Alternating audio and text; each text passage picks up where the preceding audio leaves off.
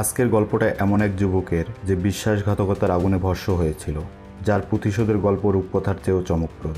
একজন সাধারণ নাবিক কিভাবে পরিণত হয় এক রহস্যময় কাউন্টে, 14 বছর জেলের অন্ধকারে কিভাবে তাকে বানালো এক অপারেশনাল জিনিয়াসে, আর শত্রুদের বিরুদ্ধে তার পরিকল্পনা এতটাই নিখুঁত যে হিটলারও হার মানবে। সাবধান, এই ভিডিওটি শেষ পর্যন্ত দেখবেন, নাহলে জীবনের সবচেয়ে বড় সাসপেন্স মিস করবেন। তাহলে চলুন শুরু করা যাক। সালটা ছিল 1815। ফ্রান্স তখন এক পরিবর্তনের মুখে। নেপোলিয়নকে নির্বাসিত করা হয় এলবা দ্বীপে, কিন্তু তার ক্ষমতা, তার অস্তিত্ব কোনোটাই কমেনি এক বিন্দু।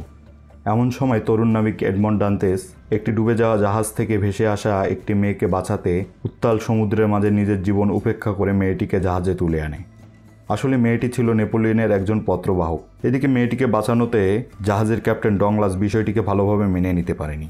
এই উপকারের প্রতিদান হিসেবে ভবিষ্যতে এডমন্ডকে যে কী পেতে হবে তা সে কখনো অনুমান করতে পারেনি। ক্যাপ্টেন ডংলাস মেয়েটির হাত থেকে একটি চিঠি পায়। চিঠিটা পড়ে ডংলাস বুঝতে পারে এটা কোনো সাধারণ চিঠি নয়, এটি ছিল স্বয়ং নেপোলিয়নের হাতে লেখা এক বিশেষ নির্দেশ।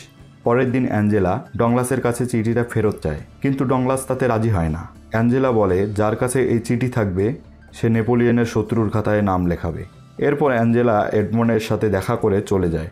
ডংলাস জাহাজের মালিকের কাছে এডমন্ডের বিরুদ্ধে নালিশ করে, বলে ক্যাপ্টেনের কথা অমান্য করে সে একটি মেয়েকে উদ্ধার করে পুরো জাহাজকে বিপদে ফেলতে চেয়েছিল।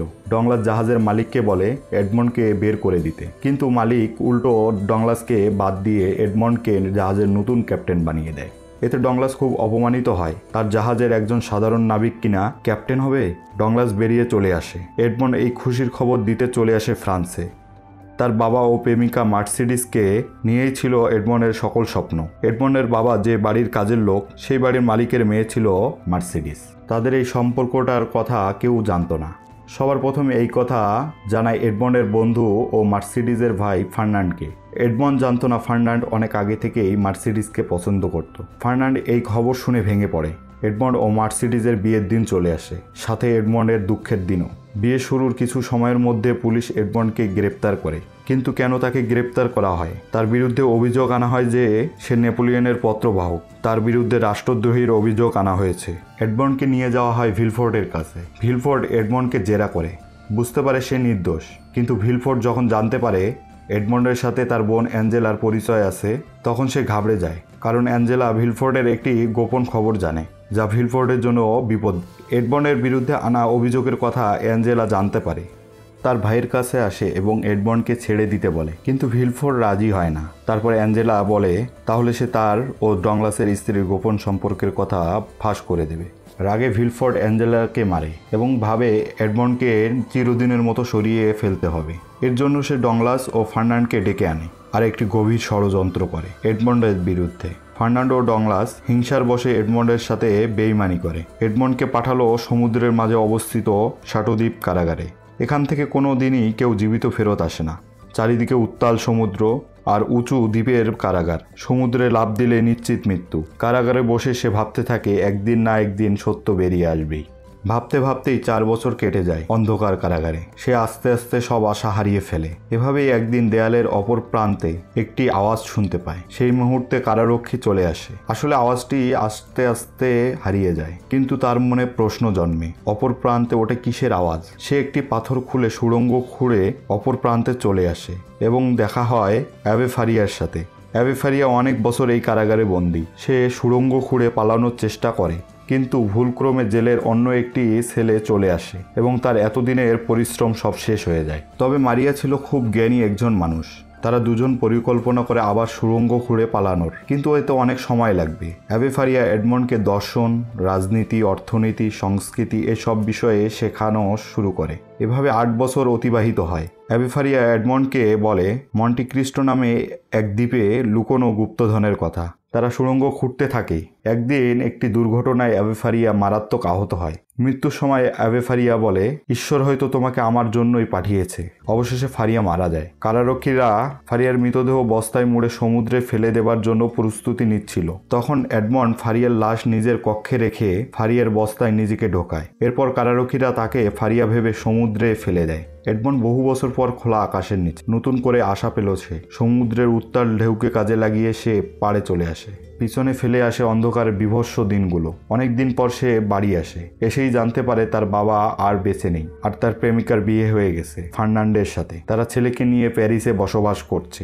এডমন্ডের সকল আশা এক নিমিষেই হতাশায় মিলিয়ে যায়। এরপর এডমন্ড মন্টি ক্রিস্টো দ্বীপে যায়, যার কথা অ্যাবে ফেরিয়া তাকে বলেছিল। সে গুপ্তধন সংগ্রহ করে 1 বছর পর আবার শহরে চলে আসে, কিন্তু এবারে আসা অন্য রকম, যাকে মানুষ জানে মন্টি ক্রিস্টোর কাউন্ট হিসেবে, একজন ধনী মানুষ হিসেবে, এবং এই সম্পদ সে তার সাথে অন্যায়কারীদের শাস্তির জন্য ব্যবহার করবে। কাউন্ট হিসেবে এসে এডমন্ড তার বন্ধু সার্টিফিন এর সাথে দেখা করে, জানতে পারে অনেক সত্য। সে জানায় ডংলাস ও ফার্নান্ড তাকে ফাঁসিয়ে ক্ষান্ত হয়নি, জাহাজের মালিককেও ফাঁসায়, এবং ডংলাস ও উইলফোর্ড তার বোন অ্যাঞ্জেলাকে দাস হিসেবে বিক্রি করে দেয়। সে জানায় ডংলাস এখন একজন ক্ষমতাশালী লোক, আর ফার্নান্ড সামরিক বাহিনীর বড় একটি অফিসার। এরপর এডমন্ড অ্যাঞ্জেলার সাথে দেখা করে। অ্যাঞ্জেলা তাকে জানায় সে তার ভাইকে খুন করতে তার বাড়িতে যায়, কিন্তু সে একটি শিশুর কবর দিতে দেখে। সে ওই বাচ্চাটাকে উদ্ধার করে। উইলফোর্ড ও ভিক্টোরিয়ার অবৈধ সন্তান এই ছেলে। অ্যাঞ্জেলা তাকে একটি আশ্রমে রেখে আসে। অ্যাঞ্জেলা তাকে বাচ্চাটির খোঁজ দেয়। এডমন্ড আন্দ্রের খোঁজে আসে আশ্রমে এবং তাকে একটি নতুন নাম দেয়, প্রিন্স আন্দ্রেয়া ক্যাভালকান্তি। এডমন্ড এর ছাত্র এবং তার সাথেই থাকে। ফার্নান্ডের কাছাকাছি যাওয়ার জন্য এডমন্ড একটি পরিকল্পনা করে। এলবার্টকে পরিকল্পিত এক বিপদ থেকে বাঁচানোর চেষ্টা করে এবং তার হাতে রিভলভারটি ফেলে যায়, যাতে পরবর্তীতে খুঁজে পাওয়া যায়। এডমন্ড যা ভেবেছিল তাই হলো। অ্যালবার্ট ও ফার্নান্ড তার কাছে যে কৃতজ্ঞতা জানালো এবং উইলফোর্ড ও ডংলাসের সাথে শিকারে যেতে অনুরোধ করলো। সে তো এটার জন্য অপেক্ষা করেছিল। সে তার শত্রুদের এমনভাবে তার কাছাকাছি নিয়ে আসতে চাচ্ছে। সে আন্দ্রেকে নির্দেশ দেয় ডংলাসের মেয়েকে প্রেমে ফেলতে এবং হাইতিকে পাঠায় অ্যালবার্টকে আকর্ষণ করতে। এরপর এক অনুষ্ঠানে মার্সিডিজ ও এডমন্ডের দেখা হয়। এডমন্ড কাউন্ট হলেও মার্সিডিজ তার পুরনো প্রেমিককে চিনতে ভুল করেনি। সে ওই চিঠিটা পায়, যে চিঠি তার সাজানো পৃথিবী এক নিমিষে শেষ করে দেয়। চিঠির লেখা দেখে সে বুঝে এটাই তার বন্ধু ফার্নান্ডের হাতের লেখা। অনেকদিন পার হয়ে গেছে। সে তার নতুন বন্ধুদের তার বাড়িতে আমন্ত্রণ জানায় ডিনারের জন্য। সবই তার পরিকল্পনার মধ্যে ছিল। কাউন্ট তাদের শহরের বাইরে একটি নির্জন প্রাসাদে নিয়ে যায়। এটি ছিল মূলত উইলফোর্ডের পুরনো অতীতের সাক্ষী প্রাসাদ। কাউন্ট অতিরঞ্জিত করে উইলফোর্ড ও ভিক্টোরিয়ার অবৈধ সন্তানকে মেরে ফেলার কাহিনী বর্ণনা করতে থাকে। কাউন্ট এরপরে একটি বাক্স তাদের সামনে আনে, যাতে থাকার কথা উইলফোর্ডের অবৈধ সন্তানের লাশ, কিন্তু পুরো বাক্স খালি। উইলফোর্ডের বুঝতে বাকি থাকে না কাউন্ট কার উদ্দেশ্যে এই গল্পটি বলেছে। কাউন্ট বুঝতে পারে তার শত্রুর মনের ভিতর সন্দেহ জন্ম নিচ্ছে। উইলফোর্ড কাউন্ট সম্পর্কে খোঁজ নিতে থাকে। কাউন্ট এখানেও একটি পরিকল্পনা করে। উইলফোর্ড এবার কাউন্টের শত্রুর খোঁজ নেয়, লর্ড হ্যালিফ্যাক্সের। এদিকে কাউন্ট হ্যালিফ্যাক্সের ছদ্মবেশ ধারণ করে। উইলফোর্ড এখানে কোনো তথ্যই পায় না। এরপর তারা ডংলাসের মেয়ের জন্মদিনের অনুষ্ঠানে যায়। তারা যে খবর পায় ডংলাসের জাহাজ হঠাৎ গায়েব হয়েছে, এতে ডংলাসের শেয়ারের দাম কমতে শুরু করেছে। এ খবর শুনে ফার্নান্ড তার সামরিক শক্তি ব্যবহার করে জানতে পারে এই খবরটি একটি গুজব। সে আরও জানতে পারে এই গুজবটি রটিয়েছে হ্যালিফ্যাক্স। ডংলাস পরিকল্পনা করে তার শেয়ারগুলো সে নিজেই কিনে নেবে, কিন্তু এখন তার দরকার প্রচুর টাকা। টাকার জন্য কাউন্টের কাছে তার সম্পদ বন্ধক রেখে টাকা ধার নেয় এবং সে বলে হ্যালিফ্যাক্সের বিরুদ্ধে সে মামলা করবে। সে এখনো বুঝতে পারেনি তার সাম্রাজ্যের পতন শুরু হয়ে গেছে। এরপর আদালতে উঠল মামলা, কিন্তু হ্যালিফ্যাক্স উপস্থিত হলো না। তার প্রতিনিধি হিসেবে উপস্থিত হলো অ্যান্দ্রেয়া এবং সে বলল কোনো খবরই গুজব নয়, ডংলাসের জাহাজ সত্যই ডুবেছে। এরপর আন্দ্রেয়া একটি কাণ্ড করে বসলো। সে তার পরিচয় সবার সামনে তুলে ধরল।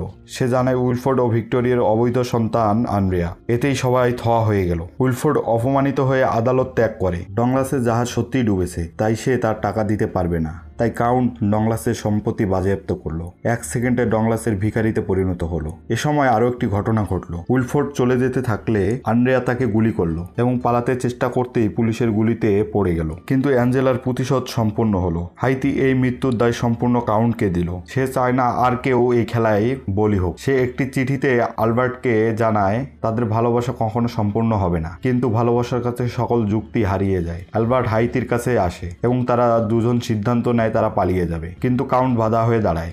সে হাইতিকে বলে অ্যালবার্টকে সব বলতে। হাইতি বলে অ্যালবার্টের পিতা ফার্নান্ডের বিশ্বাসঘাতকতায় হাইতির পিতার মৃত্যু হয়। এবং এই প্রতিশোধ নিতেই সে অ্যালবার্টকে প্রেমের ফাঁদে ফেলে। অ্যালবার্ট রেগে ডুয়েলের জন্য কাউন্টকে আহ্বান জানায়। এডমন্ডের বাবা যেই যন্ত্রণা নিয়ে মারা যায় সেই একই যন্ত্রণা সে ফার্নান্ডকে দিতে পারবে অ্যালবার্টকে মেরে, কিন্তু এতে চলে আসে মার্সিডিজ। এডমন্ড জানায় ফার্নান্ডের ষড়যন্ত্রের কথা। মার্সিডিজ বলে তার শত্রু ফার্নান্ড, অ্যালবার্টকে মেরে তার মায়ের কোল খালি করার কোনো অধিকার তার নেই। অবশেষে মার্সিডিজের কথা কাউন্ট রাজি হয়। কাউন্ট ইচ্ছা করে নিশানা ভ্রষ্ট হয়ে অ্যালবার্টকে ছেড়ে দেয়। কাউন্ট প্রাসাদে ফিরে